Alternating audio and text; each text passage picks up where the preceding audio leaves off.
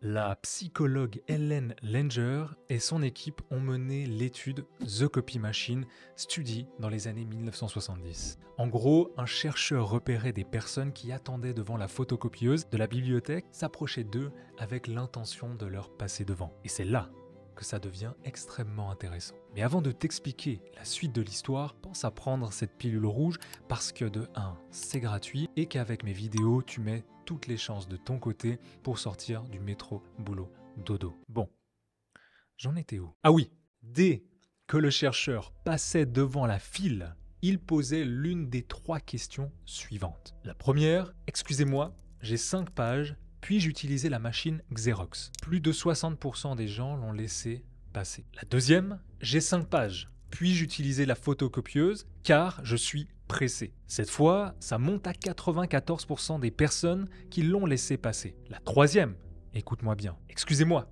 j'ai 5 pages, puis-je utiliser la photocopieuse parce que je dois faire des photocopies. Cette fois, on est passé à 93% des gens qui l'ont laissé passer. Tu ne l'as peut-être pas remarqué, mais l'enseignement inestimable se trouve dans un seul mot. Le mot « parce que ». Tu vois, le mot « parce que » justifie une action, un comportement, une pensée, obligeant les autres à agir. À l'écrit, le mot « parce que » permet d'éviter les remarques abstraites, tout en indiquant au lecteur qu'un bénéfice est à venir. Ce n'est pas pour rien que le psychologue Robert Cialdini, l'auteur du livre Influence et manipulation, nous dit que le mot « parce que » est un principe bien connu du comportement humain, qui dit que lorsque nous demandons à quelqu'un de nous faire une faveur, nous aurons beaucoup plus de succès si nous fournissons une raison. Parce que les gens aiment simplement avoir des raisons pour faire ce qu'ils font. Alors, utilise le mot « parce que » dans tes textes pour les rendre beaucoup plus irrésistibles. Le deuxième mot qui améliore instantanément la conversion de ton texte, c'est le « tu » ou le « vous ». Même si le « je » est idéal pour raconter une histoire, il conduit souvent à des paragraphes trop longs et des textes très égocentriques. Comme par exemple dire « je suis le meilleur copywriter »,« j'ai fait ci, j'ai fait ça », et encore « nous sommes la meilleure solution ». Alors que le « tu » ou le « vous » ou encore le « votre » sont bien plus engageants. Il place les lecteurs au centre de ton récit et s'adresse directement à eux à un niveau personnel. Laisse-moi te poser une simple petite question. Qu'est-ce que tu ressens quand tu parles à quelqu'un et que cette personne ne parle que d'elle-même et qui, constamment, quand tu essayes de sortir un peu du sujet, eh bien, elle te ramène quand même la conversation sur elle. On est d'accord, c'est chiant et ce n'est pas agréable à vivre du tout. Eh bien, tu vois, le même concept s'applique au copywriting. Si une publicité ou ton marketing ne parle que de l'entreprise à la première personne, il ne sera jamais aussi convaincant pour les clients qu'une publicité qui parle de ses clients à la deuxième personne. Alors pour être sûr d'avoir un équilibre entre le message tu et le message je, dans mes textes, j'utilise le principe 80-20. Par exemple, quand tu as terminé de rédiger le texte de ta publicité, prends un instant, le temps de lire et de compter le nombre de fois où tu utilises le tu et le vous par rapport au je et nous. Tu dois normalement avoir 80% de ton texte focus sur ton lecteur et tes prospects avec le tu et le vous et 20% qui parlent de ton entreprise avec du je.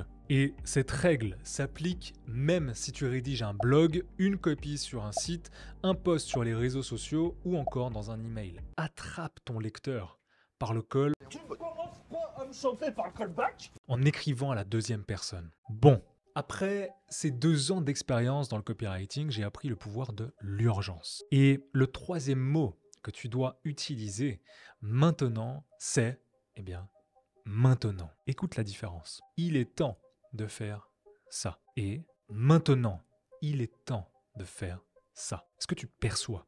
Est-ce que tu sens la différence?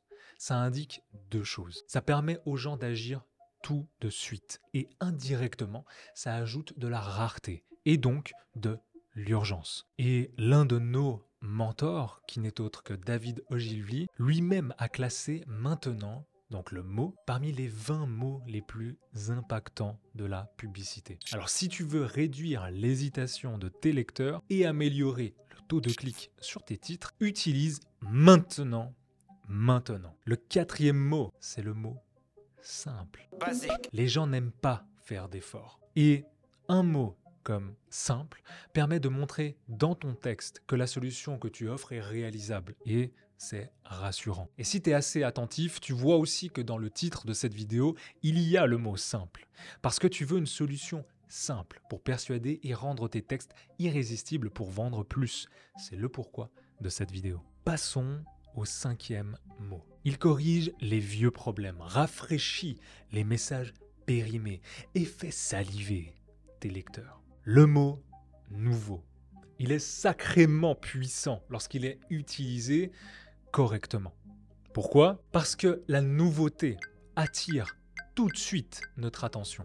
Lorsque tu lis quelque chose de nouveau, ton cerveau inconsciemment est stimulé. La nouveauté a fait ses preuves. Assure-toi simplement que tu dises réellement quelque chose de différent ou de mieux que ce qui existe déjà.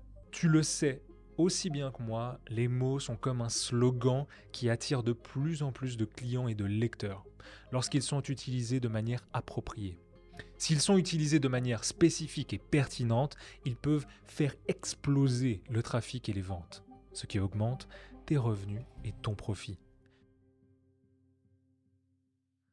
J'aimerais terminer par te dire que les mots sont capables de faire naître une guerre ou de l'éviter. Ils peuvent élever une personne jusqu'au plus haut sommet de la réussite ou la faire sombrer dans les abysses de l'échec. Les mots sont puissants, capables de déchaîner les passions ou d'apaiser les tensions. Alors choisis tes mots avec soin. Tu peux maintenant aller voir pourquoi j'ai arrêté de lire des livres sur le copywriting et pourquoi tu devrais faire pareil. Juste ici. C'était Mike. Ciao.